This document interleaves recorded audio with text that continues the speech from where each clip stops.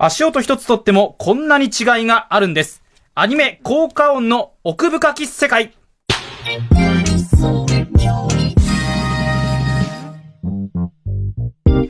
映画やアニメなどフィクションの世界でとても大切な存在、それは効果音です。特に絵も音も何もないところから世界を作り出すアニメーションの世界では、効果音による演出がその出来を左右すると言っても過言ではないわけです。我々ラジオの人間としても大いに学んでいきたい効果音の世界、聞けばきっと見えてくる。皆さんも仕事や家事の手を休めてぜひお聞きください。TBS ラジオ都市型生活情報ラジオ興味ある。ここからは都市型サウンド情報その音興味あるです。今夜のテーマですが、効果音についてお届けしたいと思っております。ゲストを迎えております。音響効果技師の出雲典子さんです。よろしくお願いします。よろしくお願いします。お願いします。出雲さん、ラジオなんかの生放送に出演するのは？いや、初めてです。いろいろと楽しみにしてますので、よろしくお願いします。宇垣アナウンサーもアニメ大好きということで。そうですね、もう興奮しております。打ち合わせ段階から大興奮でした宇垣さんですが、このアニメもこれを見てるじゃあ私から出雲さんのプロフィールご紹介させてください。1978年生まれでNLC サウンド株式会社所属です。で、出雲さんがこれまで音響効果を担当したアニメ作品、宇垣さんも大興奮の作品たくさんあると思いますが、僕らがいた虫師、デジモンセーバーズ、夏目友人帳シリーズですね。ローゼンメーデン、暗殺教室、フェアリーテール、男子高校生の日常、とんかつ DJ あげ太郎、あまあまと稲妻、ダイブなどなど、もうここでは挙げられないほどたくさんの作品を担当されています。そして TBS ラジオで言いますと、現在放送中、宇垣さんもやってますが、はい、AI 共存ラジオ好奇心家族のフロックマンさんが監督をしました現在公開中映画ですね、 DC スーパーヒーローズ VS 鷹の爪団でも音響効果を担当しているということで、本当に数多くの作品に携わっていると。それも私が好きな作品ばかりでで、ちなみにですね、我々先ほどハロウィンのお菓子とか特集した時に、はい、指の音流れたんですけれども、そう、切っちゃったって、はい、あれも実は出雲さんが担当してくださったということで、その音ご用意してます。改めて聞いてみましょう。もう血が出てる。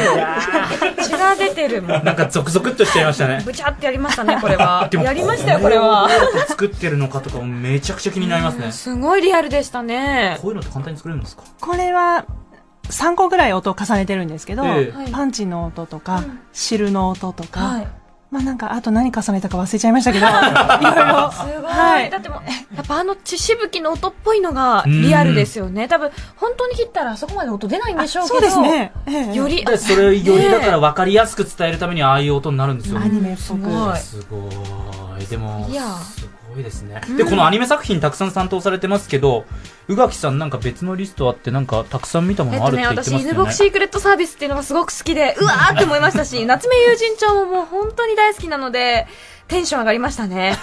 あと乙女妖怪ザクルでしょ、上茶間かりんでしょ、もうね止まらないんですよ。ありがとうございます。純情ロマンチカシリーズね、もうこれたまらん。いやもういい伯爵と妖精ね、もう本当にたまらんですか。作品ばかり。そのすべてに出雲さんが当然ですけど関わってらっしゃると。すごい、やっぱ音がないと、どうしても薄っぺらくなっちゃうじゃないですか。まあそうですね。二次元ですからね。それをやっぱ音がこう厚みを出してるわけですよ。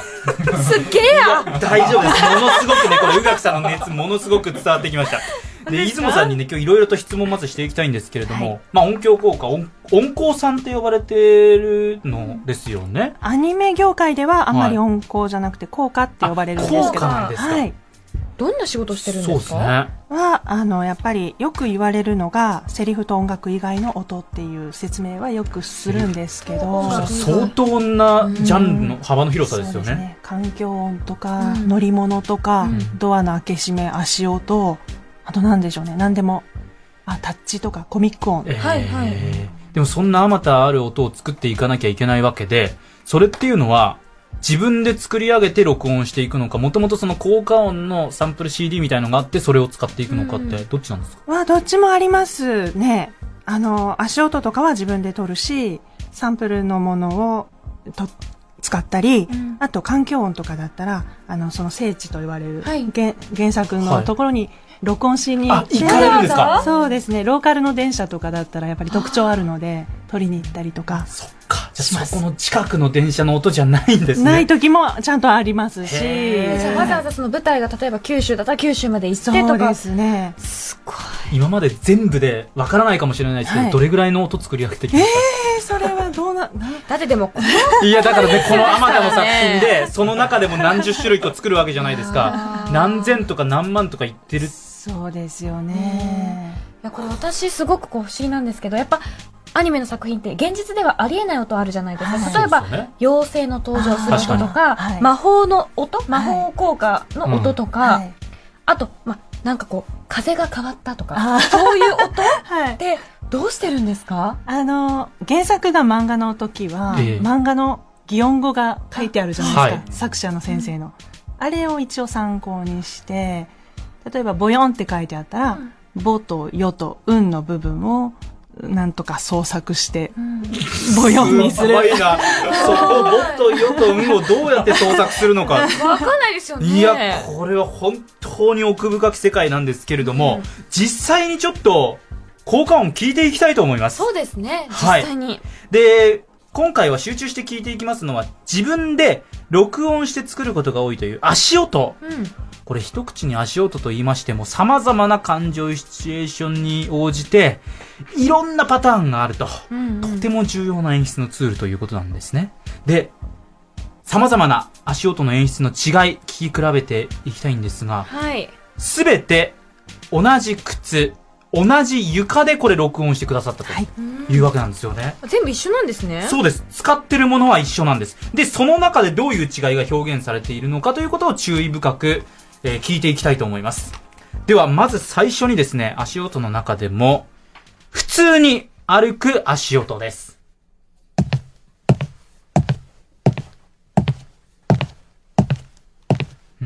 普通に歩いてますね。そうですね。これが一番オーソドックスな。そうですね。はい。感情のないどうやっ感じ。て作ってるんですか？これは。うちに、軽く録音できるブースを作ってまして、そこでやってます。足音とこれで作ってるんですか？ご自身で歩いてるんですか？そうです。じゃあ普通に本当に歩いて、出雲さんの足音、これは。そうです。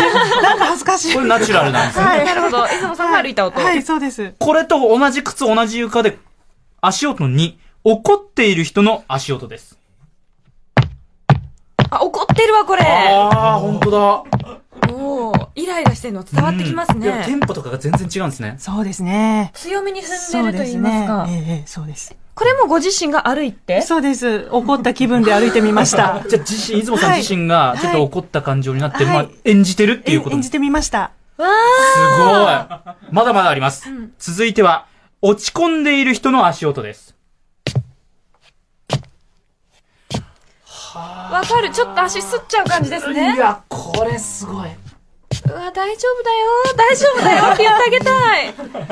ね、一歩一何へこ歩、まんでもええよ。一歩一歩の足の、こう、重い感じとか憂鬱な感じとかっていうのが、この足音一つで伝わりますね。すごい。まだまだ。演技だ、これ。演技です。演技ですね。足音の演技。続いて、急いでいる足音です。シンプルに急いでますね、これは。これすごいですね。本当にもう感心しっぱなしなんですけど、柄の悪い人の足音言ってみましょう。あ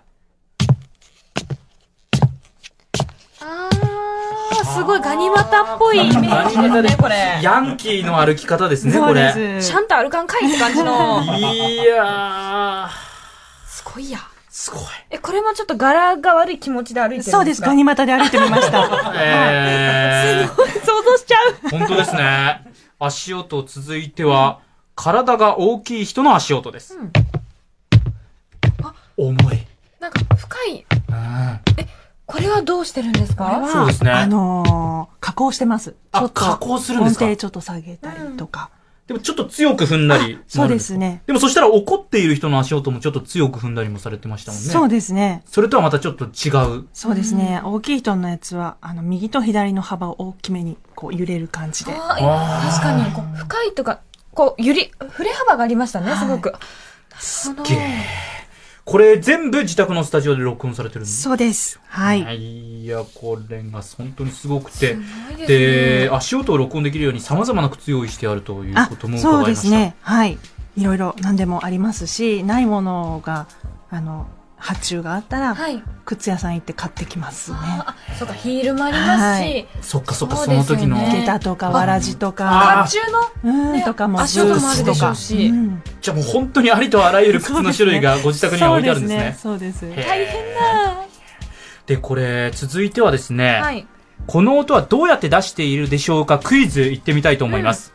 宇垣さんもよく聞いてみてください。この音どうやって出しているのか、そしてどんな道具を使って出しているのか考えていきましょう。はい。ではまず、最初はこちら、枯れ葉を踏む足音です。あー、結構厚めにね、わからねえ。落ち葉がこう積もっているような。うんこれでもこうセロファンとかじゃないんですか？あ、近いです。近いですか？はい。セロファンとセかロファンってもうほぼ当たりでいいかも。薄い紙みたいなものを踏んでるのかなと思いましたけど。僕、ほうきでこう吐いてるようなやつかと思ったんですけど。これ僕に対してのブー違いますね。で、宇垣さんのセロファンのが惜しい。セロファンとか、薄い紙をこう、重ねているのかなと思いましたが。6ミリテープっていうオープンリールのテープです。なるほど。はい。あ、それでやってるんだ。それを使ってどういう風に、それもくちゃくちゃにして踏むだけなんですけど。だからカシャカシャっていう感じがすごくするなと思って。なる宇垣さん、すごいですね。これ私。得意なんじゃないですか？なれるかな？負けないぞ。すごい。続いて、雪を踏みしめる足音です。踏みしめてる。踏みしめてる。これザラついてんだよな。全然わかんない。ザクザクいってるから。ザクザクだから、いや、本当にクラッシュアイスを踏んでるかのような音なんですよね。それかもしれないよ。それだとだってもう本当のただの雪じゃないですか。絶対違うもののはずなんですよ。なんだろう。これなんか、すごい、サクサク。サクサク。せんべいとかじゃないですか。いや、違うでしょうね。違うでしょうね。せんべいとか踏んでザクザクにするとか。これどうしてるんですか？これは2つ混じってるんですけども、パン粉と片栗粉です。パン粉遠くない。遠いか。でもおせんべいすごい砕いたらなるかな。いや、でも。これいろんなパターン試してどれが一番近いかとかやったりするんですか？それもそうですし、アニメの絵で、親切かどうかとか、都会の雪かとか、そういうシチュエーションに、合わせる、こっちが合わせるので。ちなみにこの雪はどういう雪の想定ですか？これは、一応足が沈んじゃう想定で、ギュッっていうのは片栗粉の部分で、さっきおっしゃってたザクザクがパン粉になってます。すごい。続いて、羽ばたく翼の音です。飛んでる。これもなんか掛け合わせてんな。これは、でもなんだろう。すごい分厚い本をバッサバッサみたいな。なんかね、辞書。布を、バサバサバサバサって空気に当ててるんじゃないですか？違うか。雑誌とかでもなく？新聞とか。新聞。新聞じゃこんな音しないな。雑誌じゃないのか。雑誌とかかな。なんだろう。バッサバッサ言うてたで。なんでしょう。何ですか？これは傘です。傘どうやってこれ開け閉めだけですか？開け閉めだけです。重ねてないです。言われたら。やっぱ勢いもあるんでしょうね。強弱とかつけたりもして。そうですね。あと、やっぱり、なんかちょっとうっすら聞こえる金属が、翼の骨っぽい感じもあったりとか。これからだって傘を開くとき。そう。飛び立つ気分で開けられますね。羽ばたく翼の音に使われる音だっていうね。今から飛ぶぞって。いや、すごい面白い。最後行きましょうか、ちょっと。打ち上げられた魚の音。ピチピチ。打ち上げられてるわ、これ。なんだ。でもなんだろう。ちょっと待って。ピチピチピチピチピチピチピチピチピチピチ。もう一回聞きたい。もう一回ちょっと聞いていいですか？なんか叩きつけてるみたいな音ですね。そう、なんかね、叩きつけてるんだけど、机じゃなくて、ちょっと割とね、紙っぽいところに指でバタバタバタバタバタバタ。ラップみたいなね。なんなんだろう。やってんのかな？いつもさん結構うなずいてくれてたのにすぐブーブー出るな。これ答えなんですか？これはゴム手袋を振り回してます。ゴム手？やっぱ打ちつけてこうバシバシしてんですね。5本の指の部分が絡まって。そういうことか。はい。すごい。でも私のラップちょっと近くないですか？ラップ違うか。出雲さん思わず、打っていって、唾を飲み込みました。いいよ、もう。ということで、効果音の世界をお届けしていきましたが、本当にものすごく奥が深い。まだまだやりたかった。これからどんな音かなんか想像して聞いちゃいますね。出雲さん、ぜひですね、第2回、第3回と懲りずにお越しいただき。楽しかったです。いやー、またいろいろと教えてください。どうもありがとうございました。はい。ということで以上、都市型サウンド情報、その音興味あるでした。音工技士の出雲さん、本当にありがとうございました。ありがとうございました。ありがとうございました。奥が深い音工の世界に、熊崎和人も大興奮。普段の性格は温厚なんですけどね。大爆発。時刻は6時53分。メールは kr@tbs.co.jp kr@tbs.co.jp まで。なるほど、興味あるがしんしんです。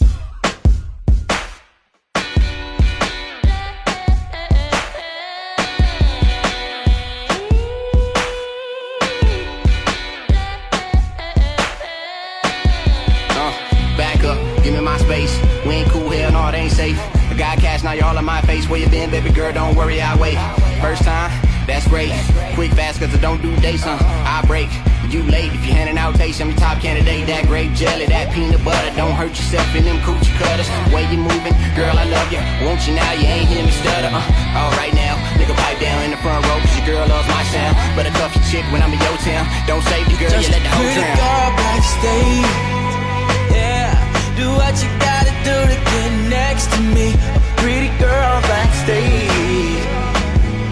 Do what you gotta do to get next to me. Make me feel good, get that fast door. Oh, make me feel good like you did last tour. Make me feel good. お送りしたのはオーバードーズバックステージフィーチャリングミゲルでした。そしてここで鉄道の情報入ってきました。運行状況です。小田急線は代々木上原駅で人身事故が発生したため、現在新宿駅から経堂駅の区間で運転を見合わせています。またこの影響で東京メトロ千代田線は JR 線から代々木公園駅までの折り返し運転を行っているということです。ご利用の方はご注意ください。職人の花田祐一です。10月から新番組を担当しています。毎週月曜日午後7時15分からのファーストステップ、月替わりのテーマをもとに皆様からのメールを紹介。ラジオ初挑戦、一生懸命頑張ります。花田祐一ファーストステップは今夜7時15分から、ぜひ聞いてください。生島博士です。11月22日水曜日、ドクターシーラボプレゼンツ生島博士のビューティークルーズツアーを開催です。東京湾でのランチクルーズと私生島博士のトークショーをお楽しみいただきたいですね。今回はなんと130名様ご招待です。詳しくは TBS ラジオのホームページイベント情報をご覧くださいね。待ってます。毎週月曜日から木曜日朝8時30分からお送りしております伊集院光とラジオと、10月31日火曜日のゲストは映画監督の滝田洋次郎さんです。滝田監督という、送り人かな。送り人有名です。最新作についてもいろんなお話伺いたいと思ってます。時刻は6時56分になりました。ここで過払い金の無料診断、司法書士法人中央新宿事務所がお送りする TBS ラジオ交通情報です。警視庁から白井京子さん、お願いします。はい、圏央道の内回り稲敷東での事故の処理は終わりました。3キロの渋滞解消待ちです。反対外回りの渋滞は解消しました。外環道外回りビジョンギジャンクション付近では路肩で事故の処理が続いていますが、この時間渋滞はありません。反対内回り草加付近には故障車が止まっていて2キロ半5分です。首都高速道路は中央環状線の外回り西新宿ジャンクションで横転事故の処理が続いています。9キロで大井ジャンクションから1時間。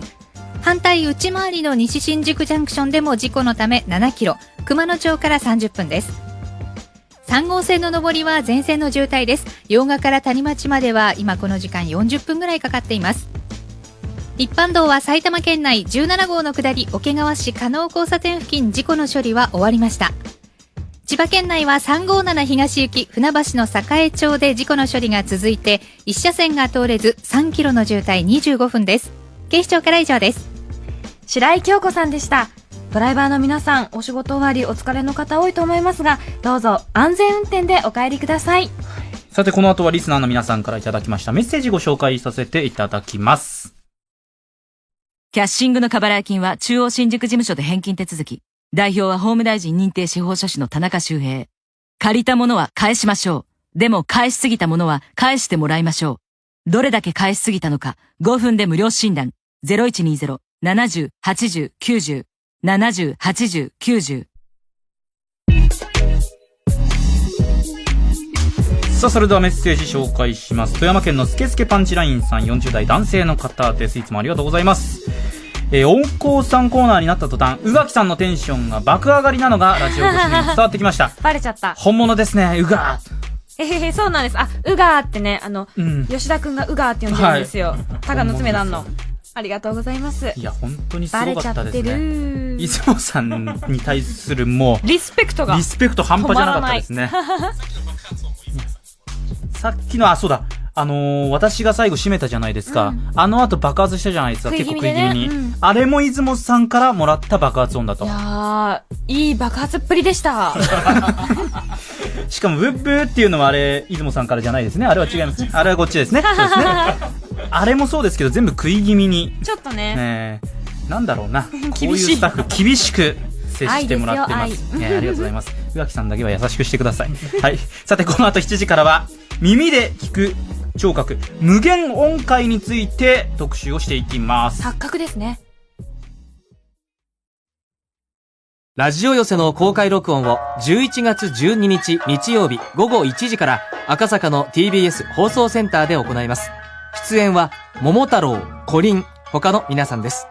観覧ご希望の方はおはがきにおところ、お名前、希望人数をお書きの上、郵便番号 107-8066 TBS ラジオラジオ寄せの係までご応募ください。一組2人まで10月31日消印分まで有効です。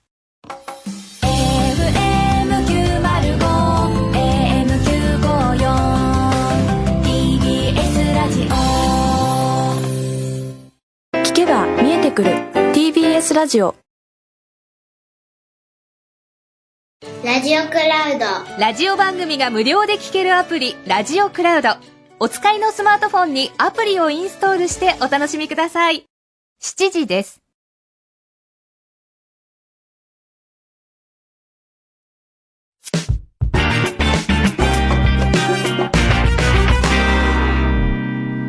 あなたは音の迷路にとらわれる。音階が永遠に上がり続ける無限音階を聞いてみよう。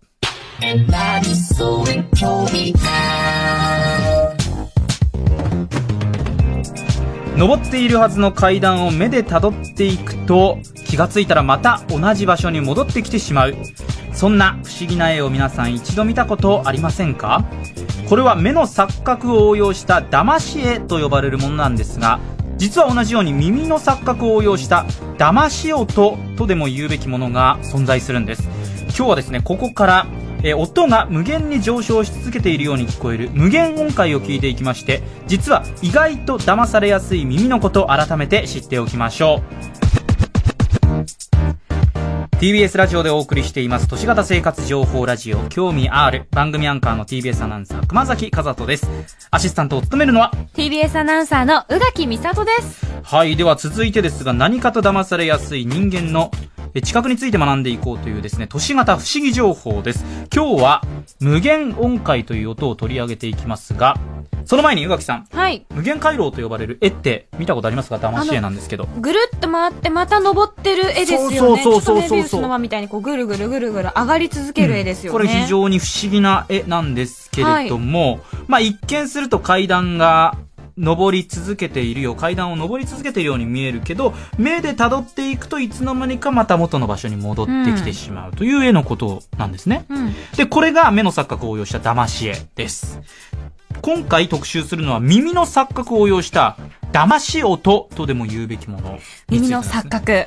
耳の錯覚。耳の錯覚ですね。耳の聴覚。他にどこで聞くんだよと思いながら。6時台の最後ね。びっくりしちゃいました。耳の聴覚ってそういうこともありましたが、耳の錯覚ですね。はい、それですね、紹介していきますが、無限音階はまさにこの無限回路の音バージョンということで、はい、これパーッと聞いていきますと、ドレミファソラシドと、音がどんどん無限に高くなっていくように聞こえるんですけど、聞き続けていくといつの間にか元の位置に戻ってきてしまうんです、ね、元の高さにってことですか？そうなんです。ずっと高く生き続けるわけじゃなくて、生き続けてると思ったらあれ元のところに戻っているよっていうことなんですね、はい、でこれ言葉で説明してもなかなかちょっと難しいので聞いてみたいと思います。そうですね。はい。音の制作は興味あるのサウンドステッカーや BGM を作ってくれましたアリキックさんです。それでは聞いてみましょう。どうぞ。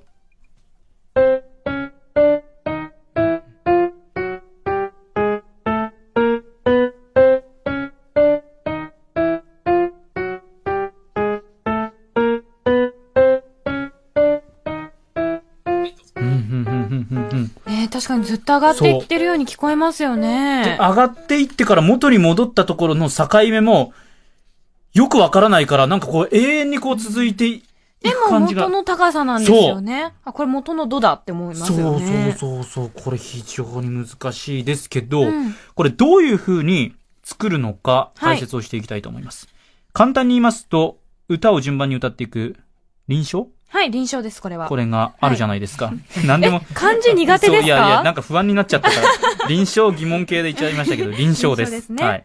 で、カエルの歌が、カエルの歌が、とかって続いていく。はい。あれですよね。はい。で、具体的には、1オクターブずつずらした上昇する音を3つ。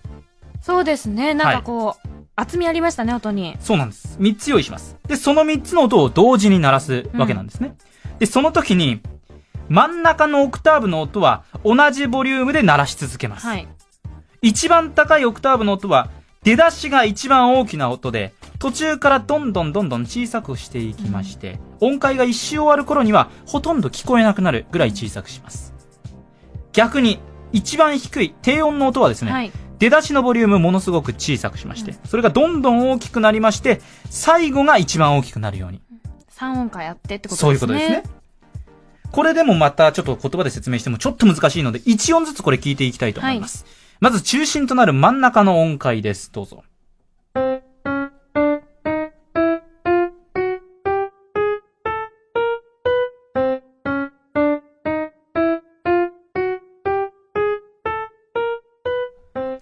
これ普通にまた戻ってきましたね。ドからドまで行ってまたドに戻ってくる。同じボリュームでずっと一定にループしていくと。はい、で、続いて、高い音階です。どうぞ。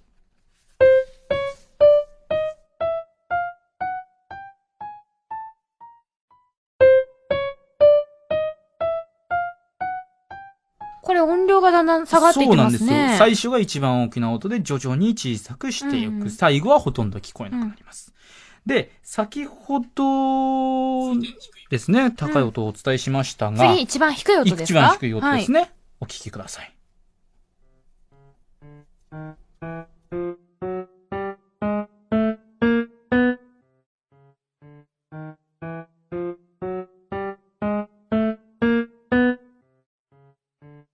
これはだから高い音と逆なんですよね。だんだん大きくなっていく。そう。最初はほとんど聞こえない状態からボリュームを上げていくと。はい。で、この今流した3つの音をですね、同時に流すと無限音階になると。はい。いうことで、3つ聞いて、ここで聞いて、その中で改めて3つ合わせた音。聞いてみましょう。無限音階聞いてみましょう。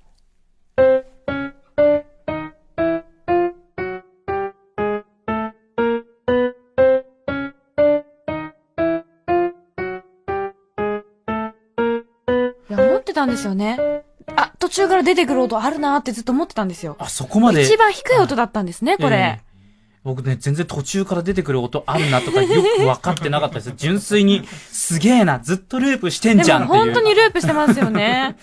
これはすごいですね。これね、3つの音を同時に聞いているつもりでも、無意識のうちにその中から1つの音を選び取って我々は聞いてしまうんですって。はい、ですから、高音のループが小さくなって聞こえなくなりますよね。一番上のオクターブの部分ですね。それに合わせて、どんどん低音のループが大きくなってくるので。はい、あ、だから繋がってるように聞こえるんだ。そういうことなんです。あ、なるほど。はい。で、今度は低音が聞こえていくと、消えていくと、代わりに高音がまた出てくると。だからどんどん繋がって聞こえていくということで。で、それを全部一本に繋げているのが真ん中の音階ということですね。あれはもう一定してるので、これ繰り返したことによって無限に音が上がっていくように錯覚をしてしまうと。で、この錯覚ちゃんと現象として認知されてまして、アメリカの認知科学者ロジャー・シェパードさんが1967年に解明しまして、シェパードトーンとも呼ばれているということなんだそうです。シェパードトーン。はい。で、床屋さんの前に立っている赤と青のくるくる回る、あれあるじゃないですか。あれサインポールっていうそうなんですけど、それに似ていることから、ソニック・バーバーズ・ポール。床屋さんだから。そう、バーバーズポール。サインポールどこに行ったんだよと思いましたけど。こう呼ばれることもあるそうなんですね。はい。確かに同じですよね。ずっとぐるぐる回ってるようで、一緒なんですよね、でも。なるほど。これはもう本当に不思議。すごいですね。騙し音っていうのも存在するんだっていうことが。耳も意外と騙されやすいということで。はい、そうですね。ということで皆さんこれ錯覚に惑わされることなく都市生活をまっすぐに生きていってください。以上、都市型不思議情報無限音階の仕組みでした。